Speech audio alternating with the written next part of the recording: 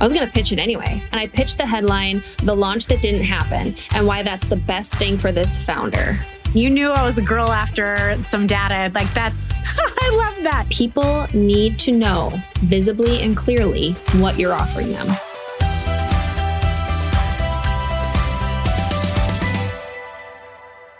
If you've ever thought that high quality PR exposure for your business is too costly, takes up too much time, and doesn't contribute to more sales, then this episode is for you, where we debunk everything that you thought about PR and show you an easy, simple way with just 1 hour of time that you can get yourself featured in top media, get the attention that you need, and best of all, convert more of those leads into sales. Not only will you have a higher quality clients, but it'll be easier to sell to. Let's jump in.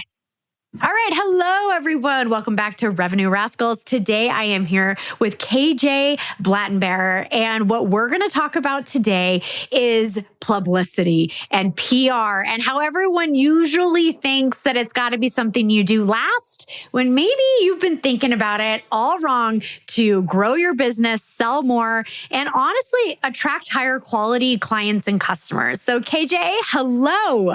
Hello. Thank you so much for having me. Very excited to have this discussion. Yes. Oh, wonderful. All right. So I'm going to make sure that I read this appropriately because it's such a good title. When you sent this to me and you pitched this idea, I was like, oh my gosh, my audience needs this so bad. So everybody listen up. Press before payroll, turning publicity into profit without a PR team. So we are going to do a mini deep dive on this. And KJ, before you jump into this amazing masterclass that we're going to have on this episode today, just tell us real quickly about you and your PR agency so we have a little bit of context before we jump in. Okay, perfect. So my name is KJ Blattenbauer, as you mentioned, and I've spent the last 28 years helping cool people and bold brands get the attention they deserve so they can grow their business across a variety of industries, big, small, $0, startup dollars, tech dollars, no dollars, and all the dollars. All the dollars. Oh my gosh, I absolutely love that so much. Okay, amazing. So let's talk about PR. And let's talk about publicity. And let's make sure we define this first for the audience so that they know what we're talking about. Because I do think this is my eighth year in with my consulting company. And I will tell you, this is a hot topic. Whenever I go in to analyze the revenue engine, to build the revenue engine, is the discussion around how much money and time should be put into PR versus direct conversion, like running paid ads or anything else where you can really, really track to see what your cost per acquisition is. So KJ, I'm going to hand this over to you.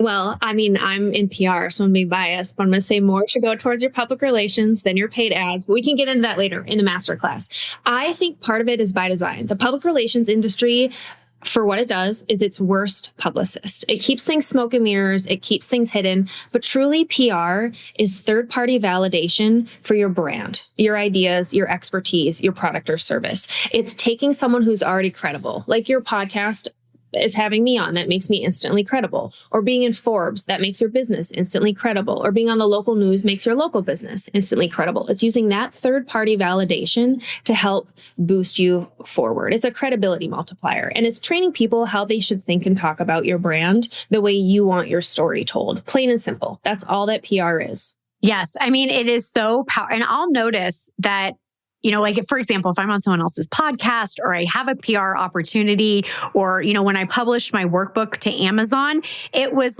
went from just normal sales consultant. And it was just never mind, you're so elevated right now. And I find it really, really powerful. And for me, I have not grown my business through paid ads.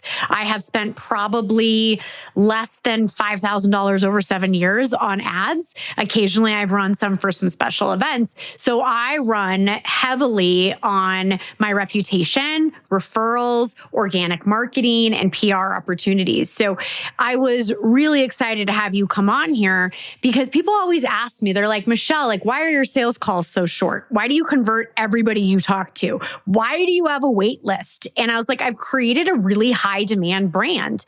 And I think one thing a lot of people forget about is you don't have to be a famous influencer either. You can have a really credible brand. And I say this all the time. I'm like, if you look at my socials, Like I have like a good sized following, but like not any crazy engagement, not a crazy large audience. But the type of people I sell to are not doing comments on my social. Like they're reading everything that I write and calling me and they want to work with me.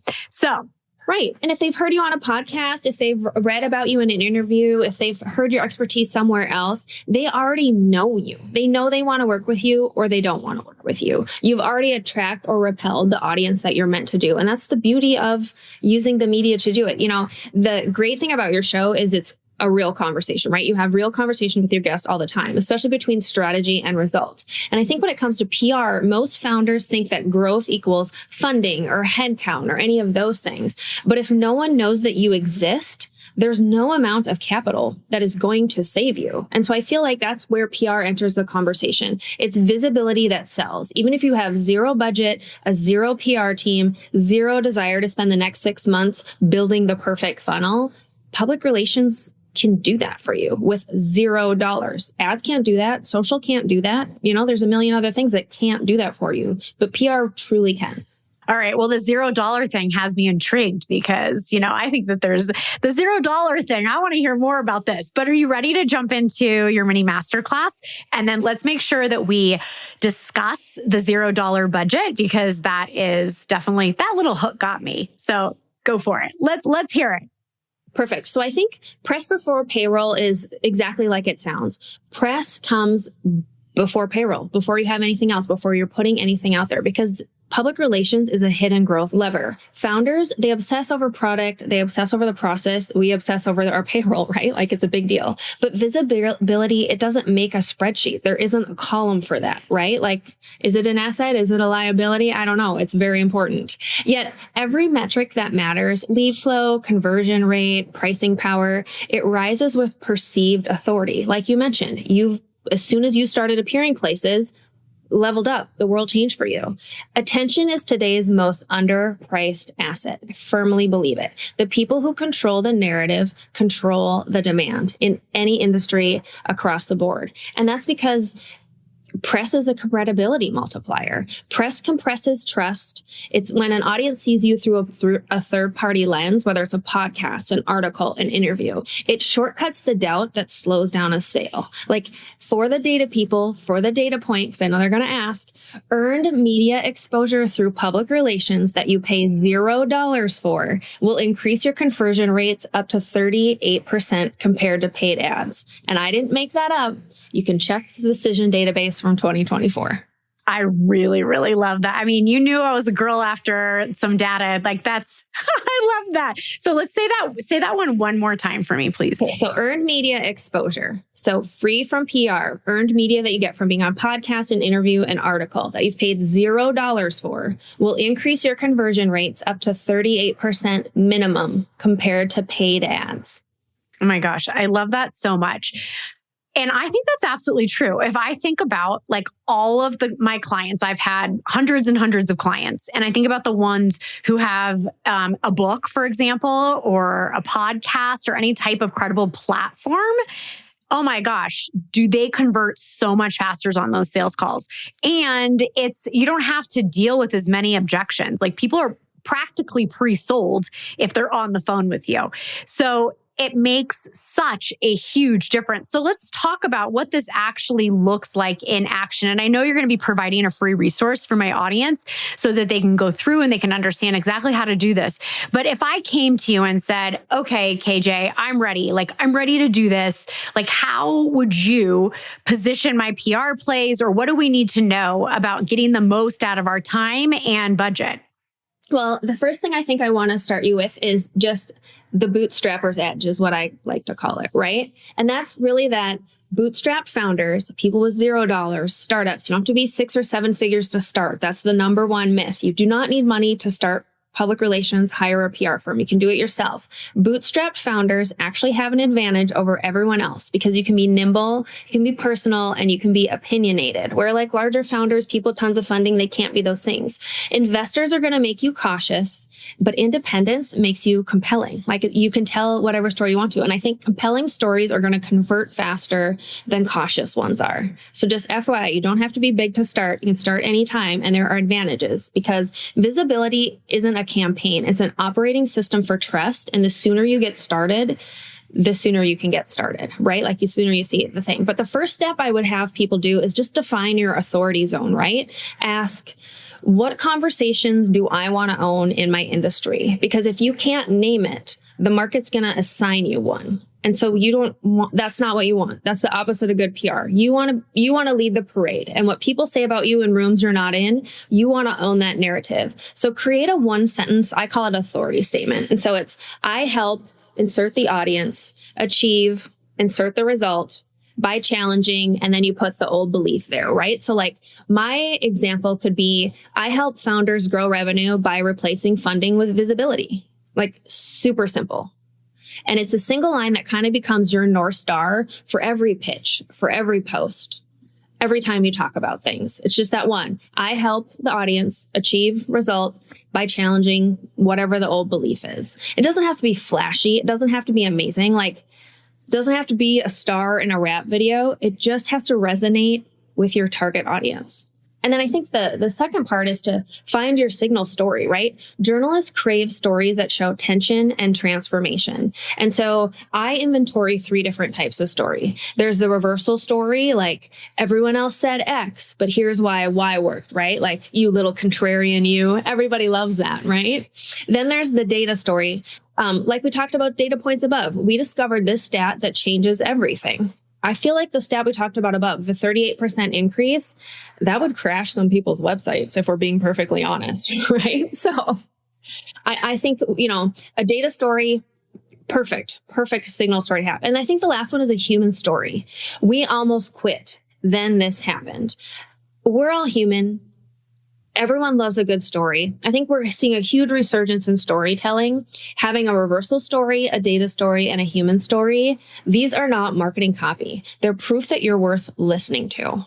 On that note right there with the story comeback, it's because, in my opinion, and I would love to hear you on this, is all the AI takeover of content, like all the how-tos, best this, best that, 4 steps, that can all be created by AI. 100%. Your stories, although maybe they're refined by AI to make them like really compelling, they're true human stories. So people know that at least that part is there. So I think it really pulls people in.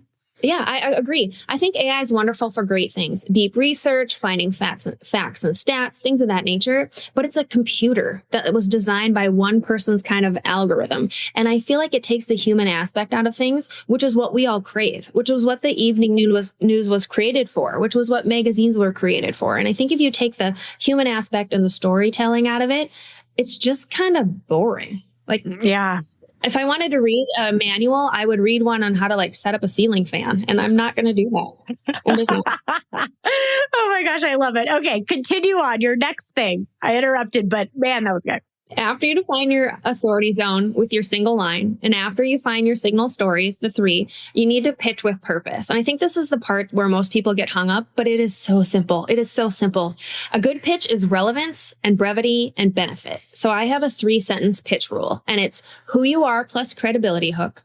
It's why the topic matters now, and it's what you can teach or reveal. So simple 1-paragraph pitch that I've used that's got someone coverage is, hello, Sarah, I'm KJ Blattenbauer, a publicist who's helped founders generate millions and earn media without funding. With founder burnout at an all-time high, I can share how visibility first growth outperforms ad spend. Would a fresh framework for founder authority fit in an upcoming episode? It's short, it's specific, it's teachable. There's a win for her audience. There's insight from me. There's credibility. So who you are and credibility hook, why the topic matters most, and what you can teach or reveal. That's all you need for a pitch. It doesn't have to be long. You don't have to tell them you went to Harvard 7 times. You don't have to include your birth certificate. A paragraph. That's it. And then I think once you've done those things, you've seen the press, they've bought you hook, line, and sinker because you have everything tied with a nice little bow. You got to leverage every win, right? Visibility only matters if it travels. So after each feature, extract 3 pull quotes for social proof, record a 30-second video of what this feature means for our clients or what this feature means for me, add the logo strip as seen in to your website, proposal decks, put it on your LinkedIn, have it in your Instagram bio. Like, why would you not have that everywhere? You've been cool places. Let the people know. And then I think you create a press folder so future reporters can find your assets instantly. And that's how you compound credibility instead of chasing it. The last step is going to be to systematize your visibility rhythm, right? You don't have to do this every day. I'm not adding 24 more hours to your already busy work week. Public relations takes time, but if you've built a system, if you know your sentence, if you know what you're pitching, if you've spent a certain amount of energy up front, schedule 1 hour per week for outreach and repurposing. You don't need a sprint. You just need steady momentum. You don't need hours or weeks, literally steady momentum. 1 feature is going to get you attention. 10 features is going to get you authority, and a visibility system is going to build a legacy over time. It's just going to snowball and snowball and snowball. That feels really doable. Like 1 hour of outreach, 1 hour of doing what you can with where you've been featured. Because I think a lot of people, whenever they say it's not going to cost it's not going to cost me any money, but it's going to cost me all my time, right? And so what you just shared is absolutely not the case. I think a few things that would come up for people, so let's talk through it right now, is one, understanding who you should be reaching out to. So that like the who that's pretty time consuming. 1. 2 is also just knowing like the follow-up cadence, like how many times should I follow up? When is there going to be an opportunity? Because some of these opportunities, like in full transparency, I've been looking for awards around sales, and they all have like really unique timing. So just to keep track of the application periods to me feels like a full-time job, right? So these are some of the things I think come up for a lot of founders. So let's just kind of address that head on. Sure. Okay. So first thing is time, right? 1, finding those awards.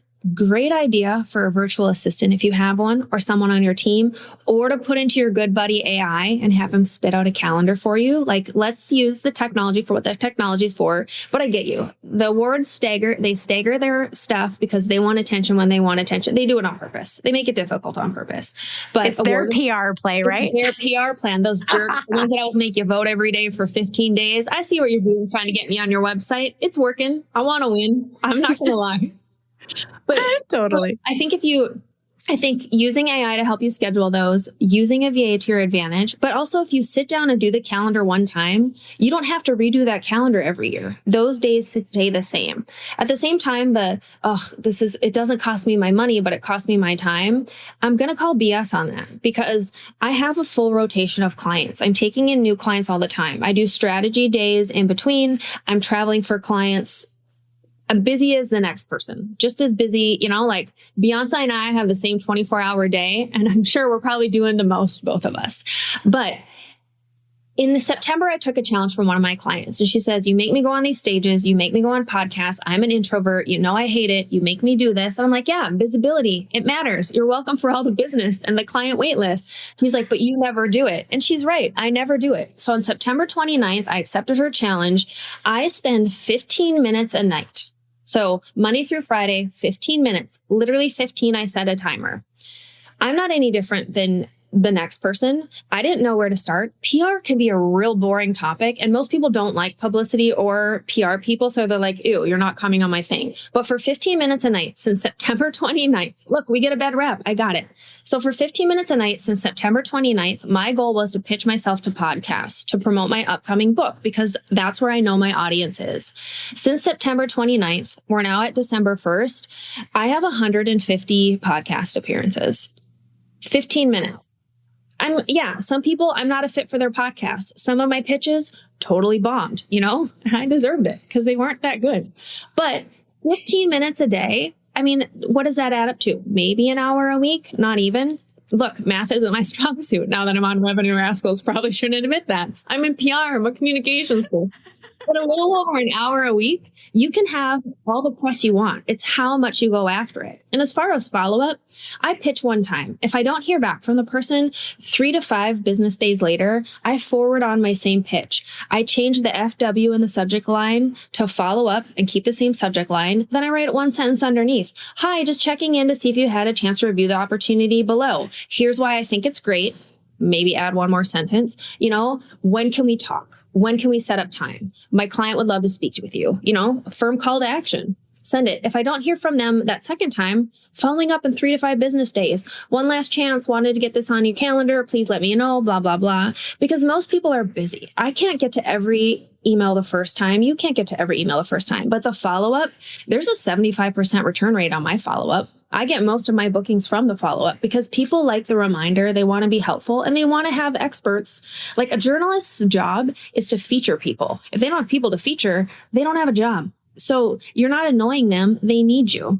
And if you don't hear back after that third time, maybe it's not a good fit. Maybe they're too busy. Maybe come at it from a different angle. But for me, that rejection, a no is just a not right now. Not hearing from them means I need to try it from a different thing. Like I do not get offended when people do not want to hear from me. It's not about that. It's about the idea, and it's coming from a place of service. I know cool shit. I want to tell people about it so they can promote their things. Say no to me, fine. I'm going to go to the next person and we're going to share our gold there. It's not that different than selling. Like when you're selling a product versus selling yourself for PR, it's basically the same thing. Because I never get my feelings hurt if somebody doesn't want to work with me. I'm like, oh, that's cool. We're not a good match. Like we've done all the right things. I'm moving on. I've got plenty of other people. So, and I always say, if somebody says no to me and doesn't want to, and it ends up in not getting a client, 99.9999% of the time, I look back and see who they did hire or they did work with. And I was like, wow, we would have not been a good match. I am so glad that didn't work out. So I think the lesson here, both from selling your products and your services and also having PR opportunities, is that it is a bit of a volume game. Like you just have to land with the right people and you need to be consistent. Right. And I feel like I should give you some case studies and some tactical meat and then a tip for finding the right people, right? Because I don't want people to be like, oh, well, she's a publicist. Of course she could land all those things for herself. Here's 2 other industries that are kind of niche, but I think they'll apply to your audience. So I have a group of interior designers. I get to look at beautiful pictures all day. They have tons of followers on Instagram. Those followers do not convert to clients. They just want to look at pretty pictures online, as we all do after a hard day. So my interior design client landed a regional magazine feature about kitchen trends. Nothing groundbreaking, kitchen trends. Are we going to have farmhouse sinks? Is white coming back? All those things. She repurposed that into a Pinterest post and an Instagram carousel, shared it in her email newsletter. The article ran maybe once on print, once online, booked out 6 months, raised her prices 20%. That is the power of PR. But then I have a consulting client. And so, category expert, that's what they want to be known for. So we pitched a guest article to Inc.com on why founders should stop funding and should start storytelling a few years back. And that single article landed her a speaking slot and a $50,000 corporate contract. Just one article. And so the lesson isn't, press is publicity, I want to be famous. It's proof and validation that you know what you're doing, but also that your clients are listening and it converts. I mean, it works across tons of industries. You just have to find the story or spend time with an expert that can find the story for you, right? You don't have to pay $50,000 a month for a publicist. You can pay $250 an hour and have stories for years to come.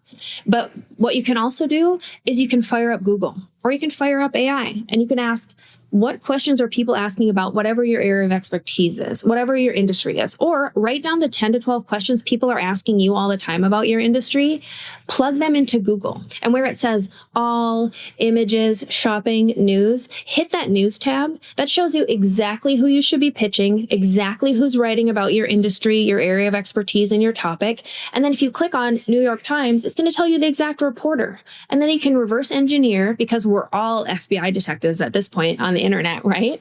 And find their email address and send them a pitch. Will it take time? Yes. But you don't need to pitch hundreds and hundreds of people. Find 10, find 5. If you pitch 5 people in the next 6 months, good for you, because one of those is going to land. And that one is going to lead into other ones. And it just keeps the snowball rolling. Yes. Oh my gosh. I love those case studies that you just shared with us. So I want to wrap up a bit of the masterclass, and we'll make sure in the show notes that we have a link to your free resource so that everyone can take the steps that we talked about. Is there anything else that you wanted to add to that before we transition over to your business? Because this is Revenue Rascals. Yes, I do. Okay. So visibility, I want people to remember these three things. Visibility creates trust, and trust creates sales. You can't have sales without both. And also, press isn't a luxury line item. It is a growth lever. Visibility is your best asset. And then the third one is that you don't need funding to build authority. You need clarity and consistency first. Yes. Oh my gosh. I love that so much. All right. So it's time to get a little rascal. All right. So here we go. All right. So one thing that every single client I've ever had, my first question is, do you have recurring revenue? And if the answer is no, then we fix that immediately. And so I'm curious, KJ, tell us how you have built in recurring revenue into your business. Sure. I have recurring revenue. I have a mentorship. Today, revenue comes from me through a tiered service product ecosystem, right? So I have PR strategy sessions, which is a high conversion front end offer. I have ongoing advisory and mentorship that's month to month. And then I have full service PR management. So I also have upcoming trainings tied to my book launch, which is my book's called Pitchworthy. And it also is a great book because it serves as top of funnel acquisition tool that feeds directly into all my offers. So I don't run a traditional subscription model. The advisory and the management engagements function as my reoccurring monthly revenue. Pretty strong retention. Yeah, retainers are absolutely recurring revenue, right? It doesn't need to be a membership or a club or a subscription or anything like that. And quite frankly, like for me at least, like I run a very similar business model to what you just said of like basically a tiered system of working together. And it makes it so easy to work with people because there's levels for everyone to enter and they can stay for longer as they grow with you. So similarly to what you're saying is like, I would assume people come for a strategy and then they either decide they want coaching because they're going to do it themselves and they're budget friendly or done for you. But as they become more successful, more people will probably graduate into done for you. So I have a very similar model as starting with the founder, figuring out their revenue engine, then adding in the sales teams and then acting as a fractional CRO. And I think it's a really important lesson for everybody listening right now is I challenge everyone to create recurring revenue in your business. And there is not one business I have ever been met with that didn't have an opportunity to create recurring revenue. Because let me tell you, when it recurs every single month, that feels really good. And you're not chasing, you're not fearing loss of rent, like all these things. So just like go do it.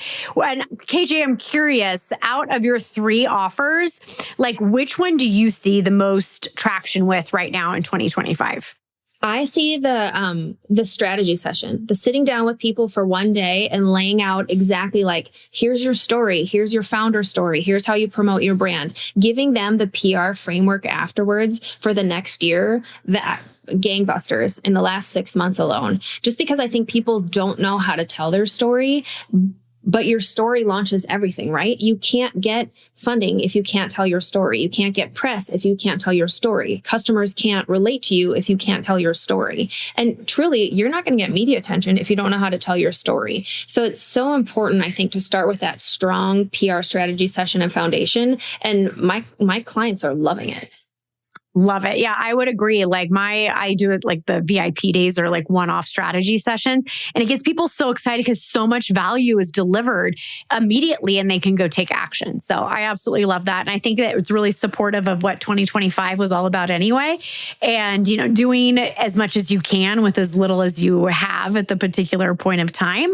However, you know, 2025 was the year of the snake and 26 is year of the horse.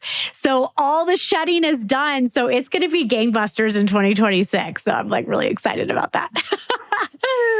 Awesome. All right. So let's talk about early on in your career. Was there anything that happened to you that really shaped the way that you built your business, the way that you act in your business? Like no one starts a business without something that's happened before.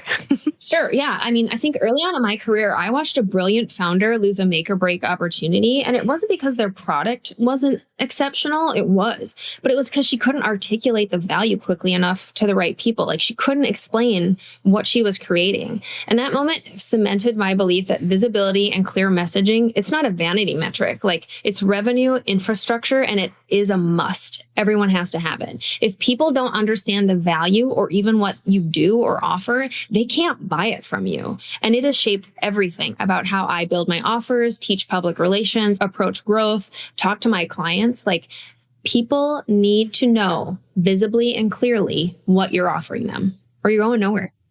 Oh, 100%. I mean, I can't even tell you how many times someone's called me and been like, I have a sales problem. I was like, actually, you have a messaging problem. So first, let's fix that. And then we can talk about selling. It's like really, really important. Okay. So I think that carries well into like, tell us what one of your toughest times in business was and what you did to fix it. One of my toughest moments in business has been realizing that I've purely grown through referrals and reputation, which is great. I mean, it means that I've built a successful business with absolutely no predictable pipeline, right? So when a few big retainers clients wrap up at the same time, or they've been so great that they've PR'd themselves out of needing my PR assistance, I had my first, oh no, this isn't scalable. Like, oh crap.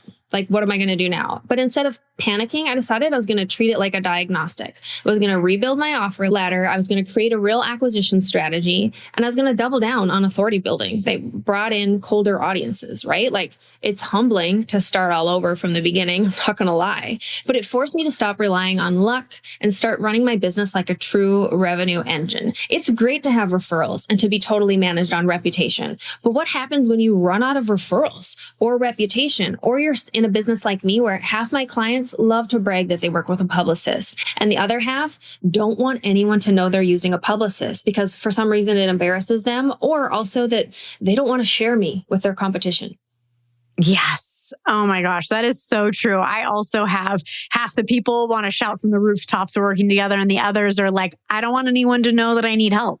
So it's really, really interesting. So yes, I mean, I think we've all had to do it. It's like you have the same, if you sell your expertise, I don't know anyone who hasn't had to take a step back and be like, okay, we need to redo this offer ladder because either the economy changes, the market shifts, or frankly, like you want to serve in a different way. Like if I think about like how I first started my business, it was all group coaching programs. That's the only thing I did. And, a lot of people are like the one-to-many offer. And I was like, yeah, but do you have to market 100 times harder for a one-to-many offer versus me selling retainers to clients? So, I went away from that for a little bit and I went like really all in with the fractional consulting and the retainer work. And because it's same amount of expertise, I just wanted to serve in a different way. So it's really important that we just look at our business objectively like you did and just go and rock it. So I love that you did that. All right, rascals, let me ask you this. How much money have you wasted replacing shoes, sneakers, or even bags that could have lasted way longer if only you'd been taken better care of them? I know for me, running from meetings to kids' activities, life gets messy fast. And that's why I always have Jason Mark Quick Wipes on hand. Jason Mark is trusted care to help you get the most out of what you wear. They're not just about cleaning. They're about protecting what you love while protecting the planet. Their wipes are now 100% plant-based and plastic-free, made from renewable lyocell fibers. They're individually wrapped so you can toss them in your bag, your car, or like me, your kids' backpacks. And it's not just convenience. Jason Mark is part of the worldwide B Corp movement, meeting the highest standards for social and environmental impact. They're EPA Safer Choice certified, so you know the formulas are safe for your family. And their products are USDA, bio-based, and certified biodegradable. That means no harmful junk like PFAS or VOCs. Just high-performance care that keeps your stuff looking fresh while doing right by the planet.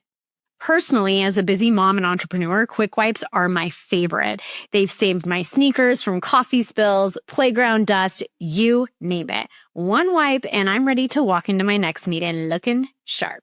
So here's the deal. Go to jasonmark.com and use promo code RevenueRascals at checkout for 25% off your order.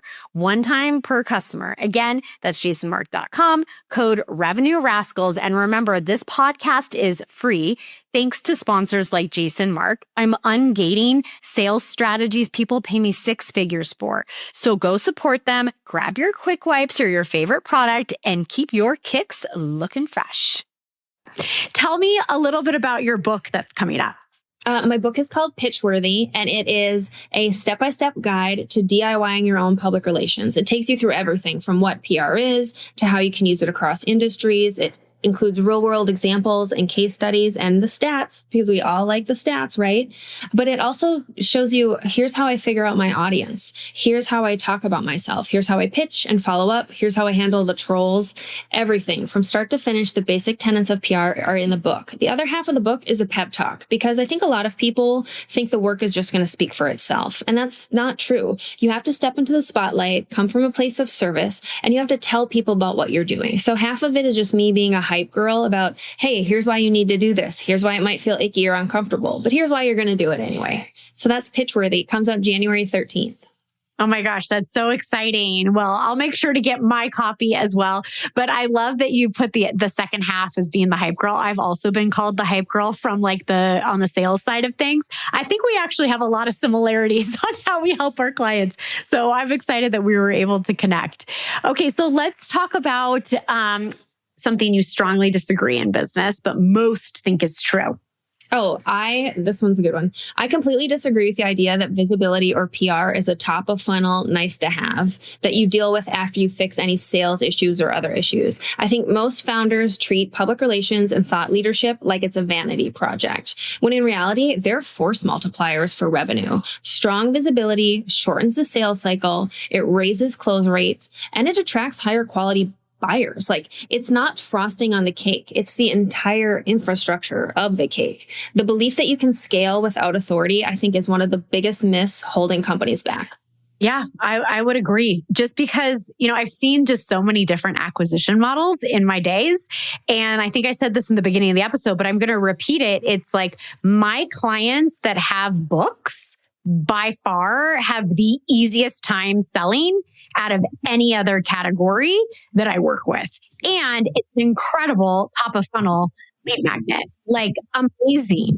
So lean into this, friends. Like, if you don't have a book or a good PR strategy, I think y'all know where to go right now. Curious, did you self-publish your book or did you get a publisher? I did hybrid publishing with Ignite Press, and I can't say enough great things about them. I self-published my first book, How to Be a Media Darling, and I just wanted to put a book out there to prove I could write a book, and I wanted people to have access to public relations. And so, truly anyone can self-publish, but working with a publisher this time has just been, I've learned so much, and it's been fantastic, and I highly recommend Ignite Press. Okay, that's awesome. Yeah, with hybrid, you still maintain the rights of your book, right? Mm-hmm. Yes. So because that's the important piece. I have a couple of friends. I run an women's entrepreneurs group up here in Park City. There's about 80 of us and so many authors inside the group. And those that went traditional, I was like, why don't you have it on Audible? And they're like, they won't let me. There's weird restrictions. And I'm like, oh, wow. So I also am attracted to the hybrid. I have a book in me. It hasn't come out yet. I do. I have a book in me. I have a great book in me. So it's hopefully going to happen in 2026 for myself. But I did do a workbook to help people sell.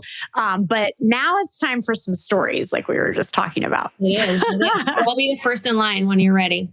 Okay. Well, I'm going to get your book too. So you can't see that much behind me, but I think I have probably like 200 books stacked behind me. I love books. Anywho, and I never stop learning. Like, if you stop learning, you're not really good at what you do anymore. Exactly.